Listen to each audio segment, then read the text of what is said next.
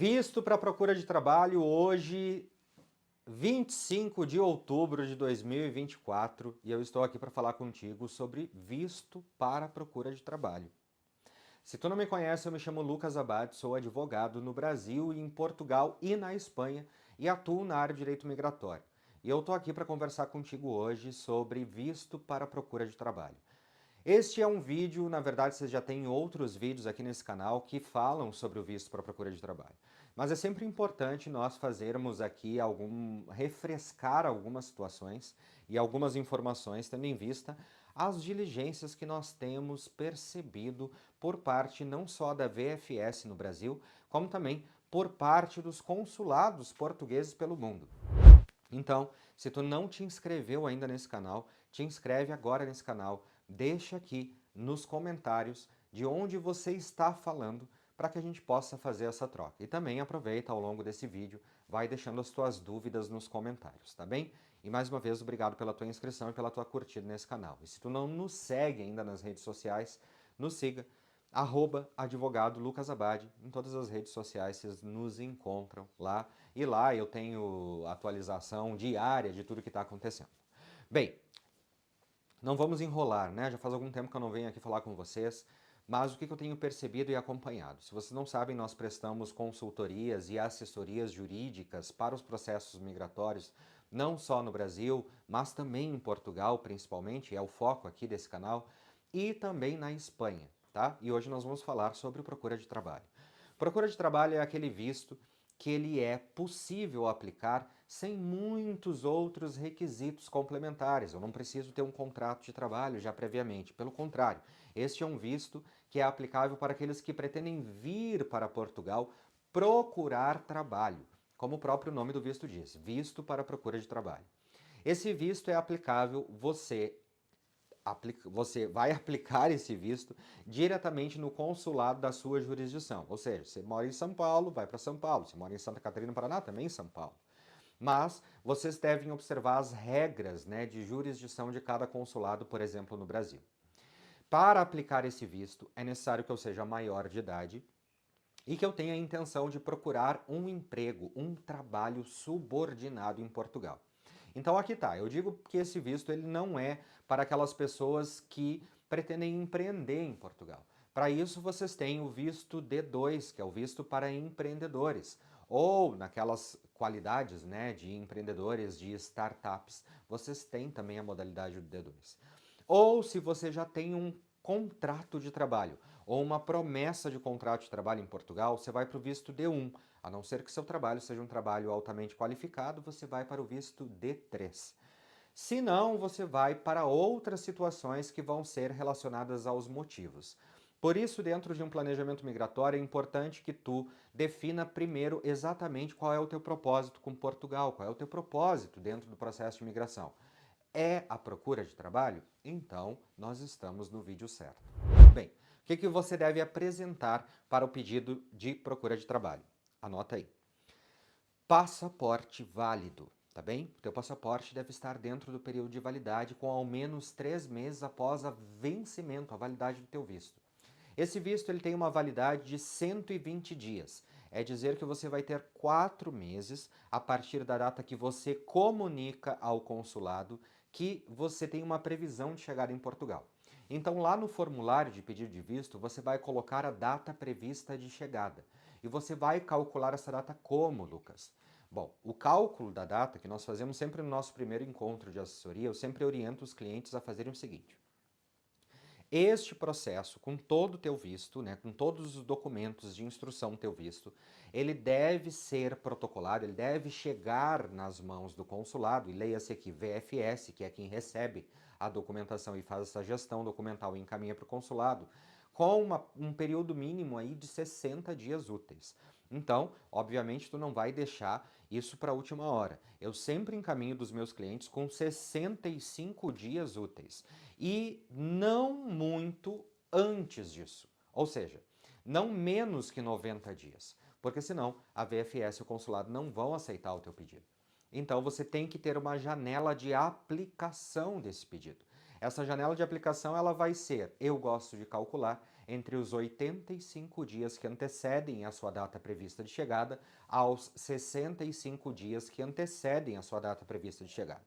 É dizer que você vai ter já que comunicar ao consulado que você tem uma data prevista de chegada para o dia X.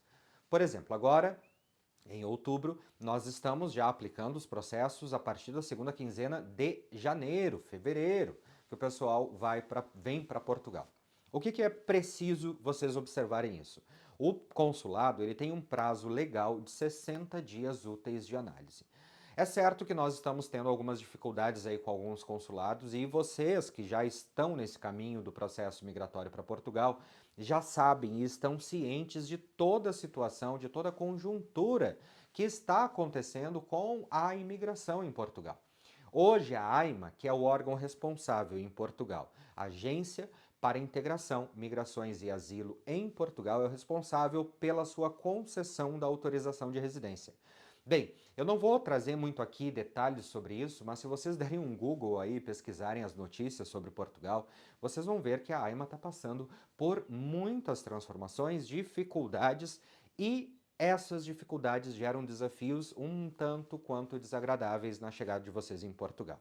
E hoje eu vou falar um pouco sobre tudo isso, tá?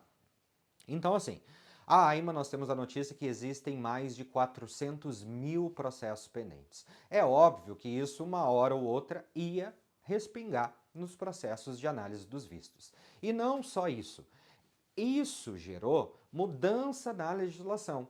A mudança mais significativa que nós tivemos na legislação foi de que não existe mais em Portugal a conhecida manifestação de interesse, que era o pessoal que entrava de maneira legal e regular, ou seja, como turista, por exemplo, e em Portugal conseguia um contrato de trabalho ou abria uma atividade para começar a trabalhar como autônomo, por exemplo, e solicitava autorização de residência. Agora não é mais possível. Então, esse pessoal que estava represado e continua represado, ou que tinha esse planejamento, que na verdade não é nenhum planejamento de ir como turista e buscar trabalho em Portugal, eles acabaram tendo que buscar visto.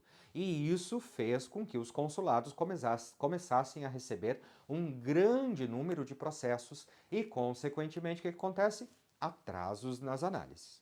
Por isso, você tem que ter um planejamento muito bem estruturado e bem feito, para que não impacte na sua viagem a Portugal.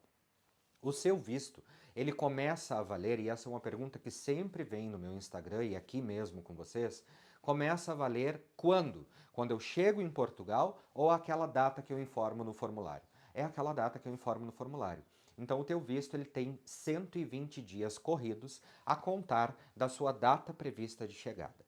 É dizer que se houver algum atraso na entrega do visto, se você não for logo pronto naquela data, você já começa a contar o seu prazo para procurar trabalho em Portugal. Isso é muito importante, porque a legislação diz que se você não encontrar o trabalho e não formalizar o contrato de trabalho dentro do período que você tem para procurar esse trabalho, você terá de regressar ao seu país de origem e só pode solicitar esse visto novamente depois de um ano passada aquela data. Então a gente não quer aqui ter gastos e desnecessários.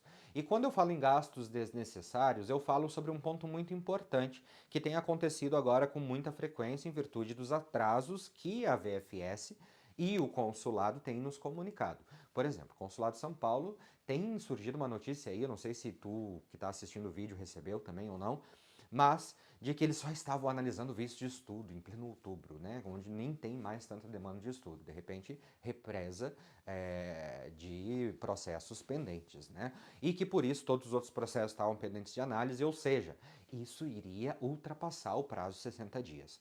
Bem, Lucas, o que eu devo fazer se ultrapassar o prazo de 60 dias úteis? A legislação nos traz no Código de Procedimento Administrativo que todo aquele procedimento administrativo que não for cumprido o prazo com uma resposta devida significa ou caracteriza uma omissão ilegal. E com base na omissão ilegal eu posso recorrer, ou seja, fazer recursos administrativos ou uma reclamação diretamente ao órgão. Mas aí eu vou ter a resposta a esse recurso ou reclamação num prazo de 30 a 60 dias úteis. E aí a gente cai de novo num limbo de atrasos geral. Não é isso que a gente quer atrasar, principalmente se tu não fizer o teu processo de maneira correta e bem ordenada, você com certeza vai cair em diligência, além daquelas que já podem vir a acontecer em virtude de todo o atraso e da enxurrada de pedidos que estão sendo solicitados agora, tá? O que eu quero mais te falar é o seguinte: quando eu falei de gastos desnecessários, né? Pessoas me perguntam assim, os aplicantes de visto. Compro passagem ou não? Pessoal, essa é uma orientação passada pelo próprio consulado há muito tempo, de que o bilhete de ida não deve ser comprado antes do visto ser aprovado.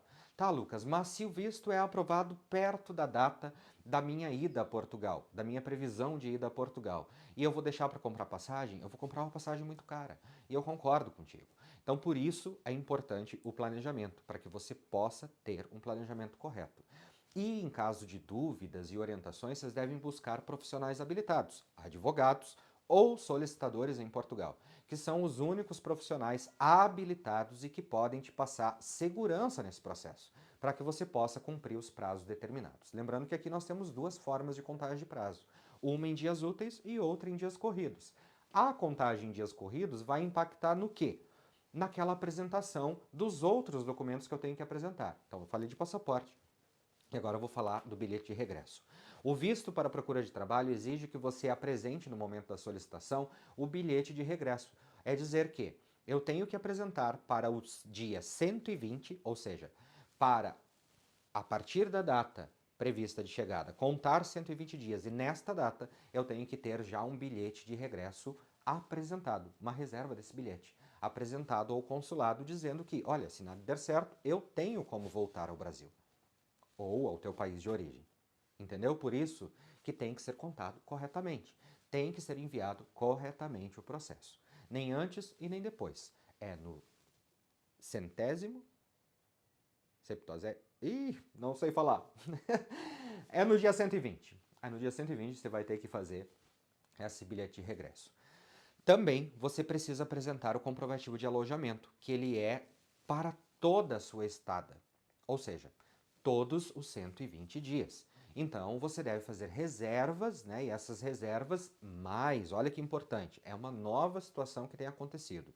Os consulados, sobretudo São Paulo, eu tenho percebido que tem feito essa devolutiva, né, essa diligência, dizendo que, em alguns casos, aquele valor, e aqui vamos falar para um outro requisito, que você deve apresentar na sua conta bancária o valor referente a 3 salários mínimos portugueses, à época da tua solicitação. Então, vou te dizer que hoje, em outubro de 2024, o salário mínimo português é 820 euros. Então, você calcula vezes 3, faz a taxa de câmbio e na data da aplicação do teu pedido deve estar disponível no mínimo aquele valor, tá bem? Então, eu tenho que observar aqui, se eu vou apresentar uma reserva de passagens e eu tenho, vamos supor aí que dê uns 15 mil reais esse valor dos 3 salários mínimos, e a minha reserva de hospedagem está dando 10 mil reais, peraí, como que eu vou sobreviver? Então Portugal quer saber disso. Como que a minha reserva de 120 dias vai ser maior do que 50% do valor da minha reserva financeira para estar em Portugal nesse período? Isso não é possível, como diz o português. Então vocês têm que adequar isto.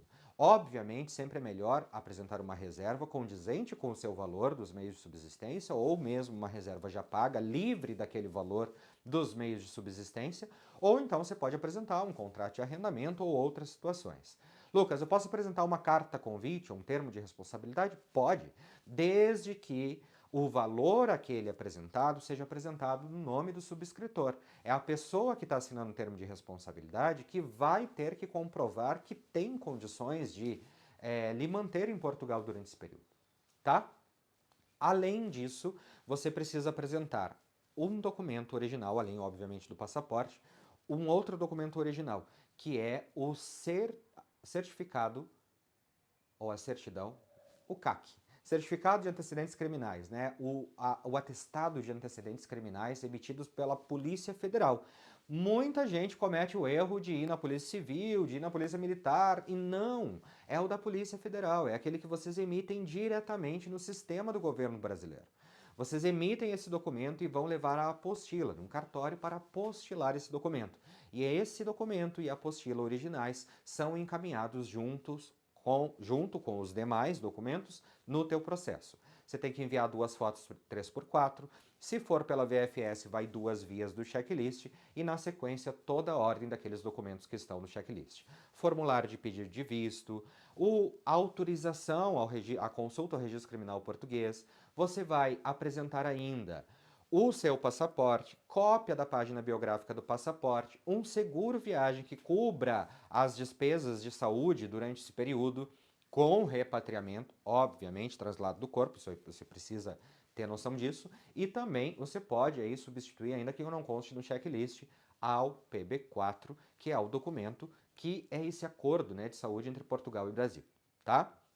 Para além disso, você precisa apresentar o atestado de antecedentes criminais devidamente apostilado, você tem que apresentar uma declaração das condições de estada prevista, ou seja, é uma carta de motivação. Lembra que antes tinha carta de motivação? É aquela carta de motivação onde você vai dizer a sua qualificação, eu, fulano de tal, tal, tal, declaro para os devidos fins, né, que viajarei a Portugal, né, com data prevista de chegada no dia tal, permanecerei por 120 dias no país a procurar empregos nas seguintes áreas, estarei hospedado inicialmente no seguinte local, depois vou para outro local, entende? Apresento meios de subsistência para esse período e peço, então, o deferimento do pedido da concessão do visto de procura de trabalho. A data, né, data e assina e encaminha esse documento. Junto disso, o bilhete de regresso, que deve constar também ali a data do regresso nessa carta, o bilhete de regresso e a manifestação de interesse no IEFP, que é o Instituto de Emprego e Formação Profissional em Portugal. Então você vai fazer essa manifestação de interesse que é específica para esse visto de procura de trabalho, onde você vai relacionar lá a sua experiência, tempo de atuação e os locais onde você, ou as áreas, né, de atuação que você pretende atuar em Portugal, tá bem?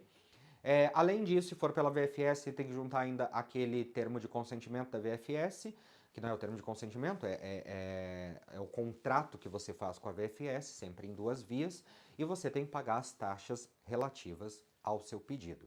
As taxas consulares e aquelas taxas de serviço de devolução do seu passaporte pelos correios, e nós adicionamos sempre a taxa de SMS, para que vocês recebam as notificações por SMS da atualização do seu processo. Uma vez protocolado, num prazo de 15 dias, a VFS, se for por essa via, vai encaminhar para você um e-mail dizendo que recebeu o seu processo, dizendo o número e código de acompanhamento, para informar que o processo já está sob análise do consulado. Depois você vai receber da análise o seu visto em casa, ou o seu passaporte, né, com o resultado que é o visto ali colado no teu passaporte. E aí você pode preparar suas malas e vir para Portugal procurar emprego. Lembrando que você cumpriu a primeira etapa do processo, que é a etapa do visto, da entrada em Portugal. A partir do momento que você está em Portugal, você começa com uma outra situação, que é tema para outro vídeo, que é sobre a autorização de residência. E aí você vai ter uma entrevista na AIMA para entregar a documentação, passar por um novo processo de análise e ter o seu título de residência em mãos. Eu queria ver se eu tinha meu título aqui para mostrar para vocês, mas não tenho. Bem, esse vídeo fica por aqui. Eu espero que tu, se tiver mais dúvidas, coloque aqui nos comentários, e qualquer outra questão para consultorias jurídicas e assessorias jurídicas, os contatos do nosso escritório estão na descrição desse vídeo. Um grande abraço, fiquem com Deus, até o próximo vídeo. Tchau!